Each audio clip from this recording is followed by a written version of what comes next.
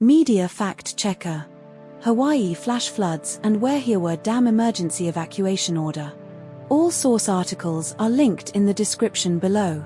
Here's what every outlet agrees on. Thousands, over 4,000, ordered to evacuate in northern Oahu due to severe flash floods and dam risk on Friday, March 2024. Wahiawa Dam on Oahu is actively overflowing at 1,500 gallons per second, and officials warn it may collapse or breach at any time. Evacuation orders issued for Waialua and Haliwa at 5:35 a.m. local time, with residents told to leave now due to flooding and dam risk. A shelter at Waialua High School and Intermediate School housed 185 people and 50 pets before being evacuated due to flooding. Hawaii National Guard activated to assist with flooding response, with Governor Josh Green describing the storm as very severe. But not all outlets told the same story. The Guardian reports the dam failure warning was issued after a storm last week caused catastrophic flooding, while ABC does not mention prior flooding from this storm.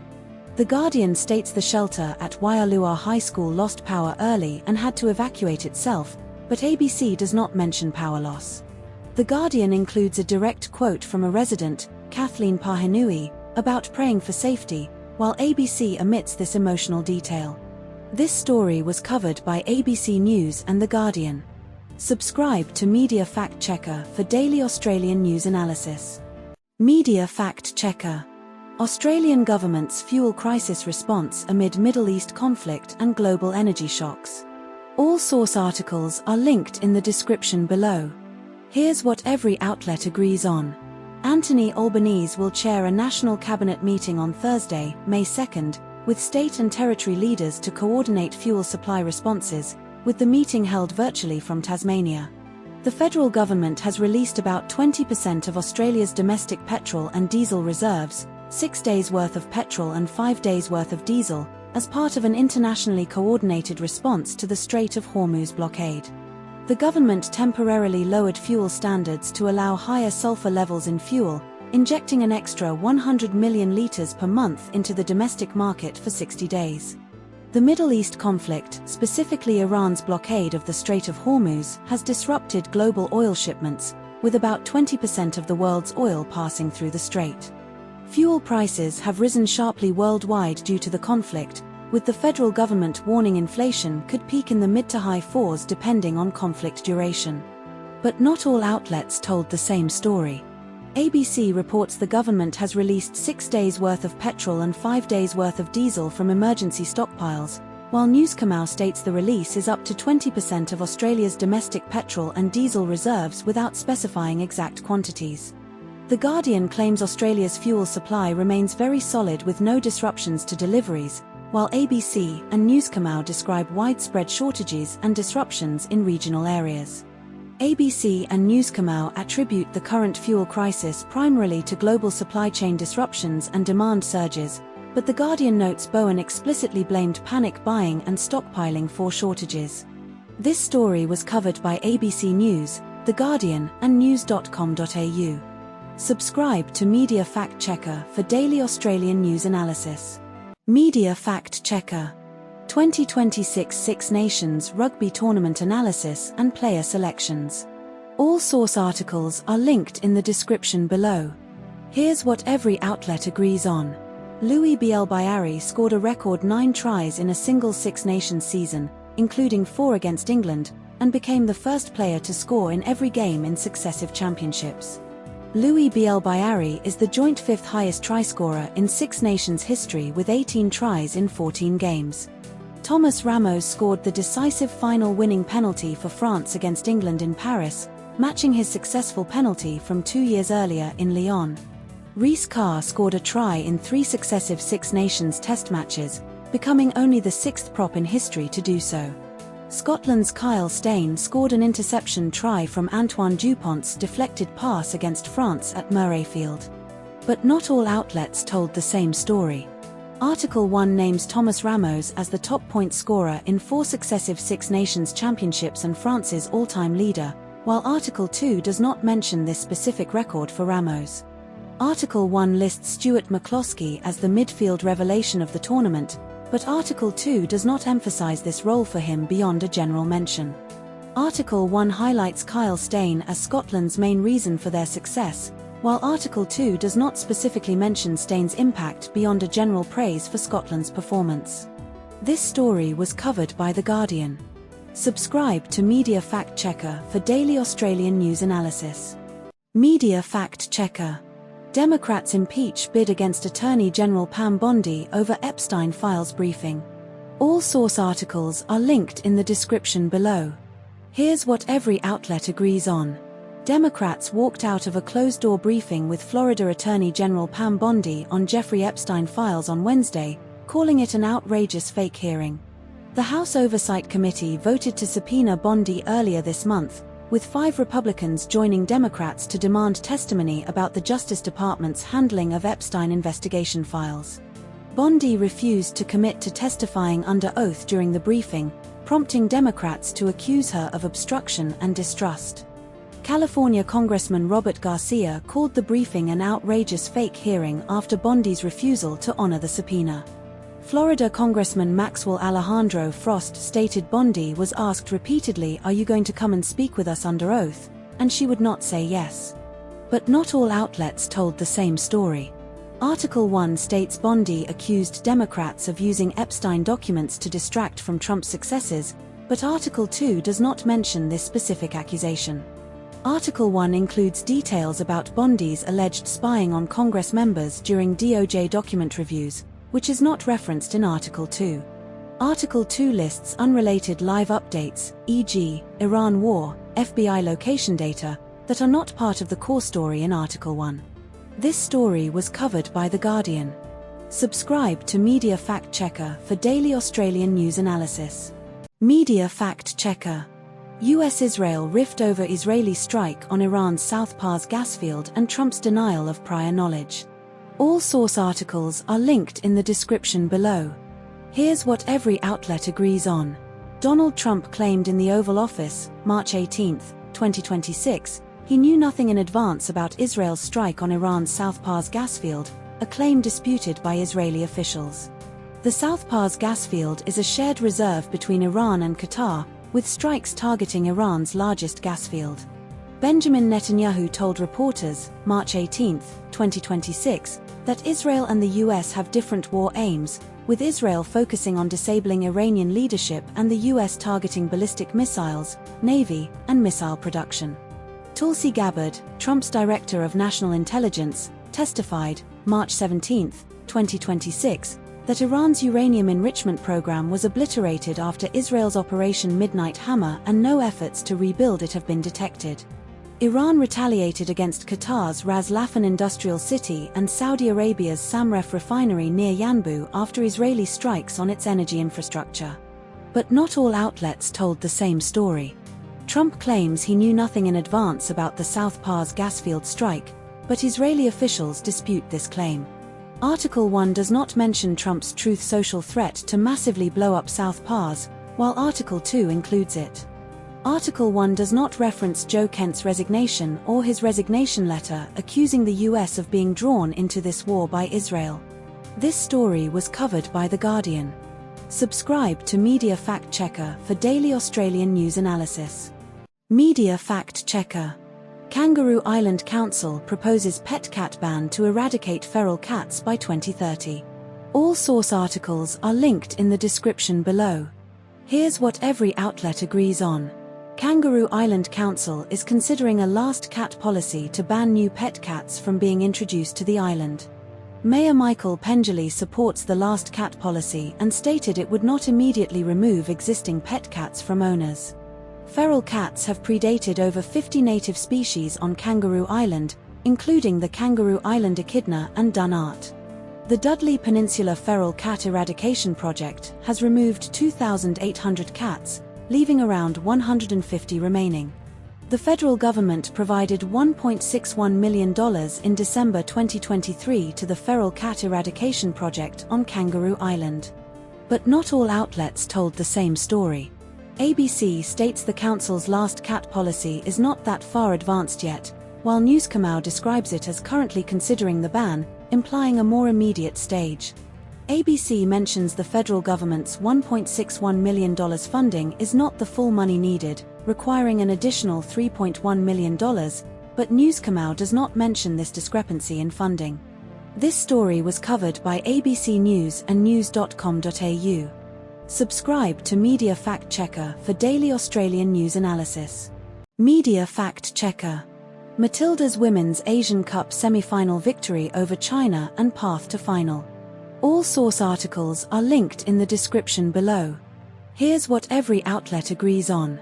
The Matildas defeated China 2-1 in the Women's Asian Cup semi-final at Perth Stadium on March 17, 2026, advancing to the final. Caitlin Foord scored the first goal for Australia in the 17th minute after a cutback from Mary Fowler. Sam Kerr scored the match winner in the second half, 80th minute, following a through ball from Foord and a pass from Caitlin Torpey. China equalised via a penalty kick in the 26th minute after Mackenzie Arnold was involved in a controversial penalty decision. Zhong Linyang tripped by Arnold. Steph Catley returned from concussion to play at centre-back, replacing Winona Heatley, who came on as a substitute. But not all outlets told the same story. ABC described the first half as chaotic and physical, while The Guardian emphasized the Matildas' first half struggles and China's physicality as the dominant factor. The Guardian reported that China's midfield was weakened by the absence of Wang Shuang, but ABC did not mention this specific detail.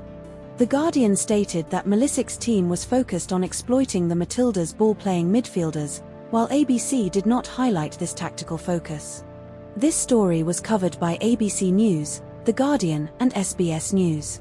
Subscribe to Media Fact Checker for daily Australian news analysis.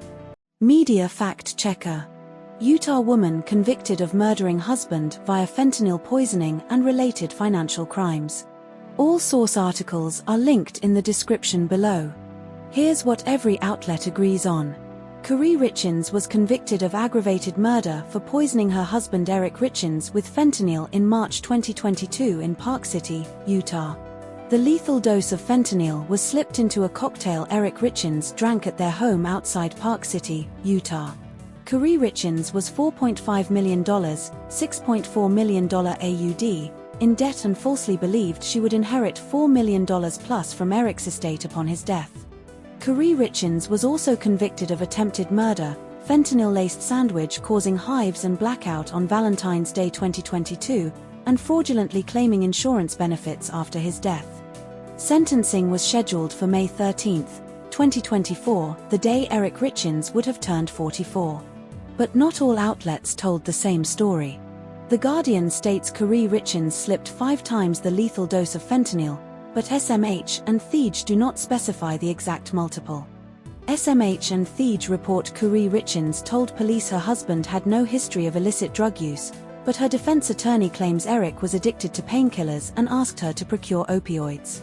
SMH notes Caree Richins' estate was worth more than $4 million, while Thege and Guardian state it was worth more than $4 million without specifying more than.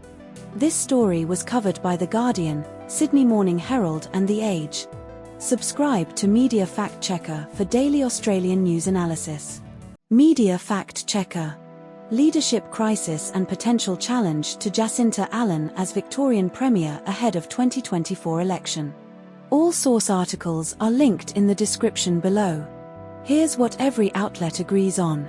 Jacinta Allan became Victorian Premier in September 2023 after Daniel Andrews stepped down.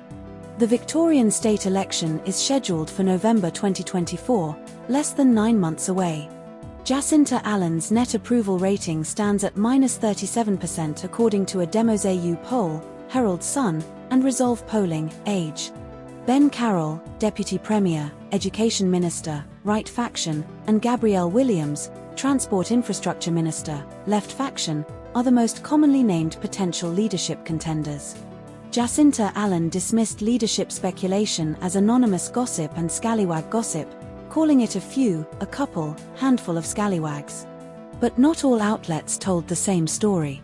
ABC and The Age report that a leadership challenge is not imminent, but Guardian suggests it could happen soon if the left faction moves before the May budget or election.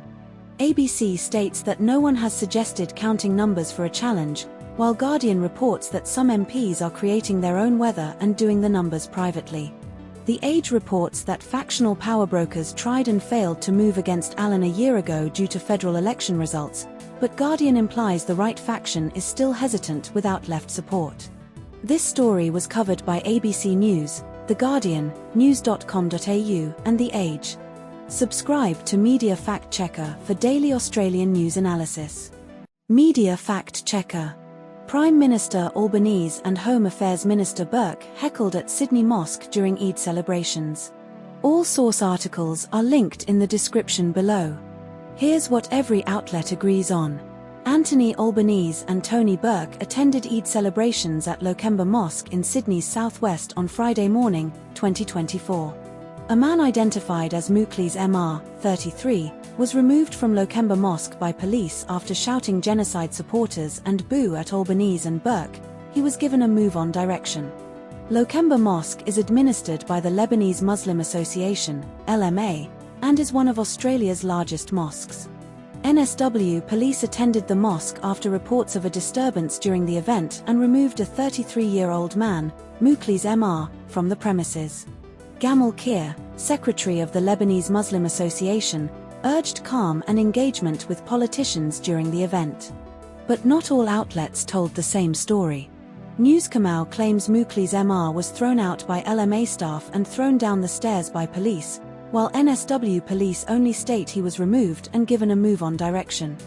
SMH reports protesters formed a circle around Albanese and Burke and physically shoved them, but Newscamau and ABC focus on verbal heckling and a single altercation. SMH identifies Ibrahim Seklawi, 29, as a key protester, while Newscamau identifies Mukhlis Mr, 33, as the primary heckler. This story was covered by ABC News, The Guardian, news.com.au, and Sydney Morning Herald. Subscribe to Media Fact Checker for daily Australian news analysis. Media Fact Checker. Homicide investigation and manslaughter charge in Perth over a woman's death at home. All source articles are linked in the description below. Here's what every outlet agrees on. A 42-year-old woman was found unresponsive at her home on Mayerley Bend, Banksia Grove, Perth, on Thursday morning around 9 a.m. Paramedics attended the scene, but the woman was declared dead at the scene. A man in his 40s, later identified as 47, from Banksia Grove, known to the deceased, was arrested and questioned over the death. The incident occurred in Banksia Grove, Perth's northern suburbs. Police received the initial report around 9 a.m. on Thursday. But not all outlets told the same story. Article 1 states the man was charged with manslaughter and will appear in court, but Article 2 only mentions he is assisting with inquiries without any charges or court date.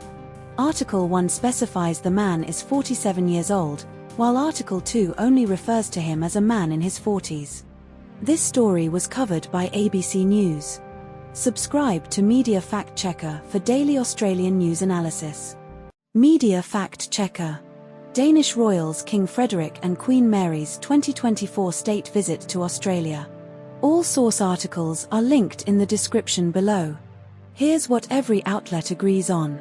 King Frederick X and Queen Mary arrived in Australia on Saturday, the 19th of October, 2024, for a 6-day state visit, the first Danish royal visit in 40 years. The royal couple's itinerary included stops in Central Australia, Uluru, Canberra, Melbourne, and Hobart, Tasmania, with engagements focused on diplomacy, sustainability, and cultural ties. Queen Mary was born in Tasmania, Taraona suburb, and met King Frederick at the Slip-In Bar in Sydney during the 2000 Olympics. They married in 2004 and ascended to the Danish throne in January 2024. The royals visited the Australian War Memorial in Canberra on Monday, the 21st of October, where they laid a wreath at the tomb of the unknown soldier and paused at the Roll of Honour for Flying Officer Henry James Brock, Tasmanian, killed 1944, and Flying Officer Jeffrey Herbert Brandon Slynn, killed over Denmark, 1944. A meet and greet with the public was scheduled for Thursday, the 24th of October, in Hobart's Hunter Street, where Tasmanians could engage with the royals after a closed street was set up for the event. But not all outlets told the same story. ABC and Newscomau both report the royal meet and greet in Hobart was scheduled for 4:30 p.m. on Thursday, but ABC notes the closure duration was unspecified while Newscomau does not mention it. The Guardian mentions King Frederick's reference to Trump and Greenland during his speech, but ABC and Newscomau do not explicitly state this connection was made during the state dinner.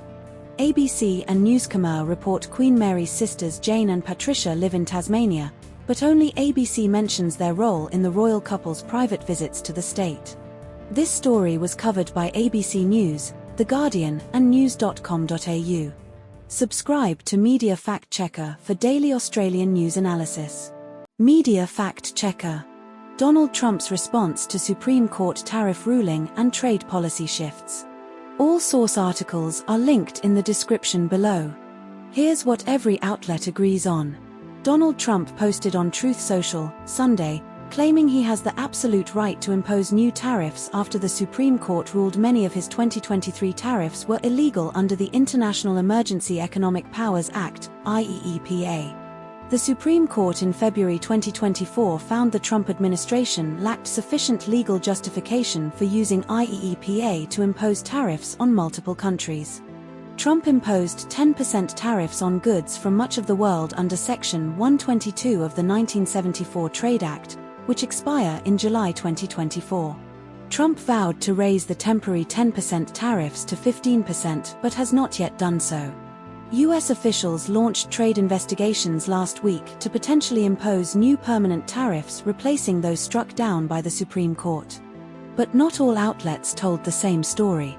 Guardian Article 1 states Trump's temporary 10% tariffs expire in July 2024, but Article 2 does not specify an expiration date for these tariffs. Article 1 mentions Trump's lunch with the Kennedy Center Board at 11:45 a.m. Eastern Time and Oval Office meeting with VP Vance at 3:30 p.m. Eastern Time, while Article 2 omits these details entirely. Article 1 includes Trump's criticism of the Supreme Court's inept justices and his attack on Judge Boasberg, which is not present in Article 2. This story was covered by The Guardian. Subscribe to Media Fact Checker for daily Australian news analysis. Media Fact Checker. Federal judge blocks Pentagon's press access restrictions under Trump administration's policy. All source articles are linked in the description below. Here's what every outlet agrees on. A federal judge, Paul Friedman, blocked key portions of the Pentagon's press access policy introduced in October 2025, ruling it unconstitutional under the First Amendment. The policy prohibited journalists from soliciting information the Pentagon did not directly provide and allowed revocation of credentials for non-compliant outlets. Only one of 56 news outlets in the Pentagon Press Association agreed to sign the new policy, leading to the loss of passes for most major outlets including the New York Times, Washington Post, and AP. Defense Secretary Pete Hegseth approved the policy change in October 2025, and the Pentagon assembled a new press corps consisting of pro-Trump outlets after the exodus of mainstream reporters. The Trump administration plans to appeal the judge's ruling, with Pentagon spokesperson Sean Parnell stating they disagree with the decision. But not all outlets told the same story. The Guardian states the policy prohibited journalists from soliciting information the Pentagon did not directly provide, while ABC frames it as prohibiting journalists from seeking unauthorized information without specifying the Pentagon's role in authorization. The Guardian mentions the Pentagon assembled a new press corps of pro-Trump outlets and media personalities as evidence of viewpoint-based restrictions, but ABC does not explicitly state this as a direct consequence of the policy.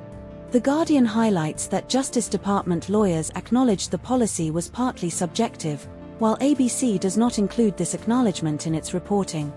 This story was covered by ABC News and The Guardian.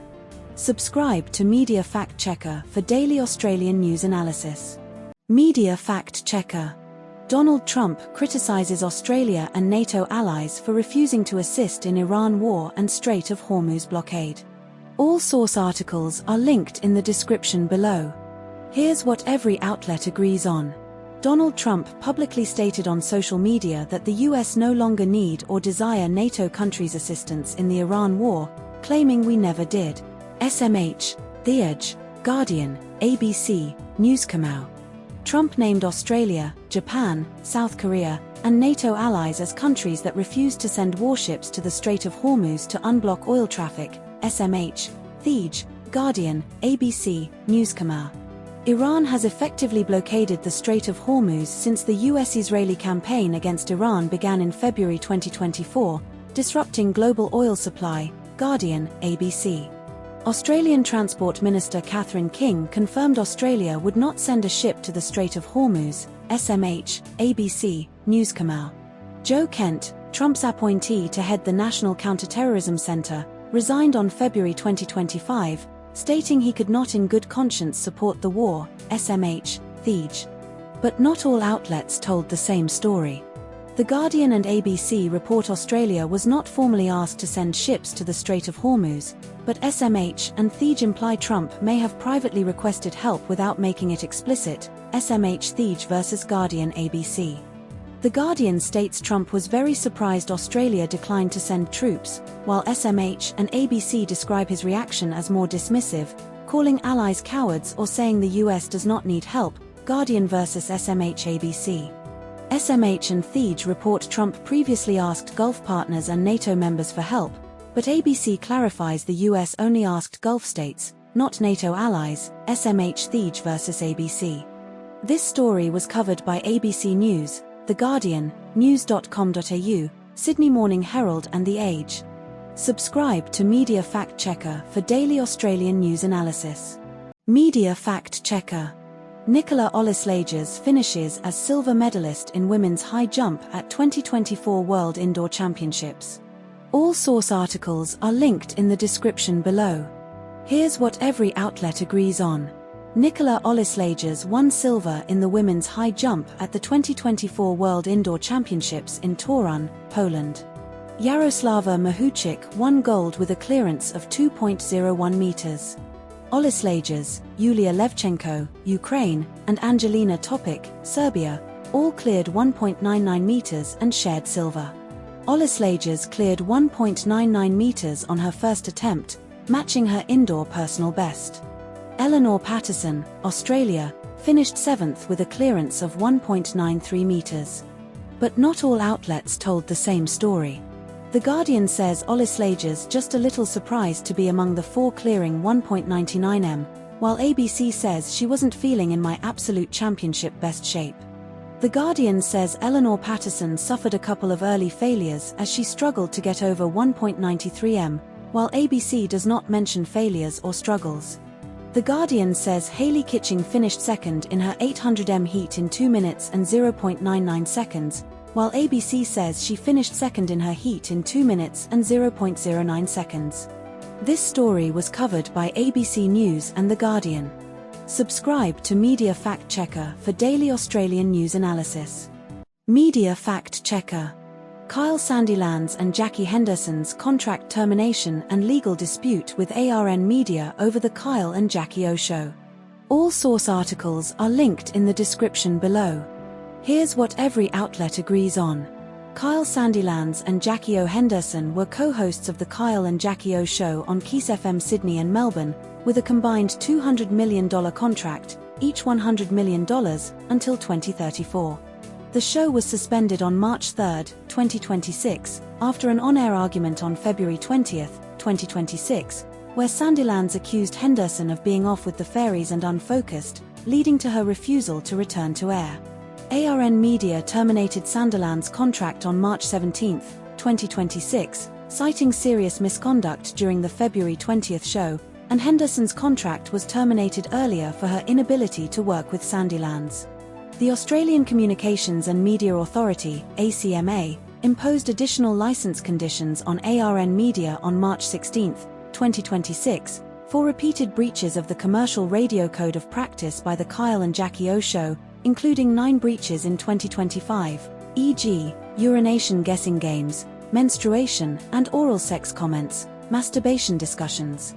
The ACMA conditions apply to any future show featuring Sandilands or Henderson and last for 5 years, with potential penalties including civil penalties, license suspension, or cancellation if breached. But not all outlets told the same story.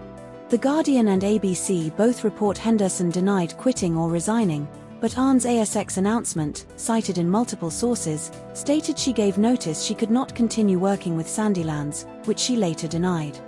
The Guardian and ABC described the February 20 on-air argument as Sandilands criticizing Henderson's fixation with horoscopes and astrology, while The Age and News Corp Australia describe it as him accusing her of being unfocused and off with the fairies. Both sources agree on the core issue but vary slightly in phrasing. The Age and News Corp Australia states Sandilands was given a 14-day deadline to remedy the breach by convincing Henderson to return, while ABC and The Guardian emphasize he was given a deadline to address misconduct without specifying the remedy requirement. This story was covered by ABC News, The Guardian, news.com.au, Sydney Morning Herald and The Age. Subscribe to Media Fact Checker for daily Australian news analysis. Media Fact Checker. Iran's closure threat and disruption of the Strait of Hormuz during US-Israel war. All source articles are linked in the description below. Here's what every outlet agrees on. The Strait of Hormuz is a 30-kilometer wide waterway connecting the Persian Gulf to the Arabian Sea, with its narrowest point at 3.2 kilometers wide between Iran and Oman. Iran's Revolutionary Guard, IRGC, announced in March 2024 that all navigating through the Strait of Hormuz is forbidden, effectively halting or severely restricting maritime traffic. Over 2,000 ships passed through the Strait of Hormuz in a 15-day period in early February 2024, but only 166 vessels did so in the same period in early March 2024. Iran has targeted vessels in at least 20 confirmed incidents since March 1, 2024, using drones, unmanned speedboats, and anti-ship missiles. The U.S. Energy Secretary Chris Wright stated in March 2024 that it is not safe for shipping through the Strait of Hormuz. But not all outlets told the same story. ABC reports Iran is rerouting ships through Iranian territorial waters, north of Larak Island, to assert control, but The Guardian does not mention this rerouting detail. ABC states that Iran's closure began shortly after the US-Israel war started in March 2024, while The Guardian's podcast does not specify a timeline for when the closure was announced or enforced. ABC cites a 20% global oil flow figure through the Strait of Hormuz, while The Guardian also uses this figure but does not attribute it to a specific source or study. This story was covered by ABC News and The Guardian. Subscribe to Media Fact Checker for daily Australian news analysis. Media Fact Checker. Murder charge against woman in Ipswich home where victim's body was found. All source articles are linked in the description below. Here's what every outlet agrees on. A 42-year-old woman named Catherine Sanowski was found dead inside a home on Beryl Court, Bellbird Park, Ipswich, on February 19, 2024, having been deceased for approximately 2 weeks. A 34-year-old woman was found at the scene on February 19 and taken to hospital for a medical assessment. Police were initially called to Beryl Court at around 11:30 a.m. on February 19 due to reports of a street disturbance. The post-mortem revealed suspicious circumstances, escalating the investigation from a disturbance to a homicide case. The accused, a 34-year-old Bellbird Park resident, was charged with 1 count of murder and a domestic violence offence on February 20, 2024. But not all outlets told the same story. News Kamau does not name the accused, while ABC explicitly names her as Logan Valentine Edwards. News Kamau states the accused was due to appear at Ipswich Magistrates Court this afternoon on February 20, but ABC describes the appearance as briefly mentioned and does not specify timing. News Kamau mentions the case was confirmed by Queensland Police on Tuesday, February 20, while ABC states charges were laid 1 month after the body was found, implying February 19, though the article is dated February 20. This story was covered by ABC News and news.com.au. Subscribe to Media Fact Checker for daily Australian news analysis. Media Fact Checker. Iranian women's football team asylum crisis after Asian Cup protest. All source articles are linked in the description below. Here's what every outlet agrees on. 7 members of Iran's women's football team, including 1 support staff, were granted humanitarian visas in Australia on March 10, 2024, after seeking asylum due to fears of persecution for not singing the national anthem during the Asian Cup.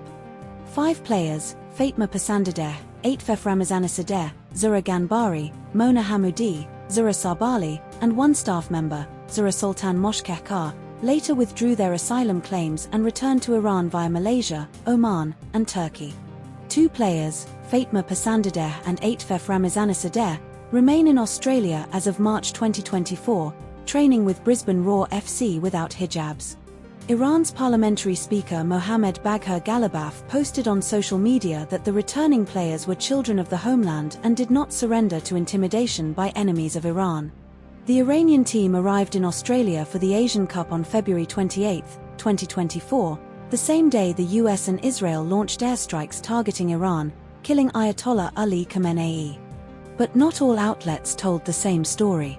News Kamau and ABC report that Iranian diaspora groups and ex-players claim the staff member granted asylum, Zura Sultan Moshkehkar, relayed threats from the Iranian regime to convince players to return, but government sources deny these claims. The Guardian and ABC described the players' silence during the national anthem as an act of defiance or protest, while Iranian state media, cited in News Kamau and ABC, frames it as a show of mourning for Ayatollah Khamenei's death.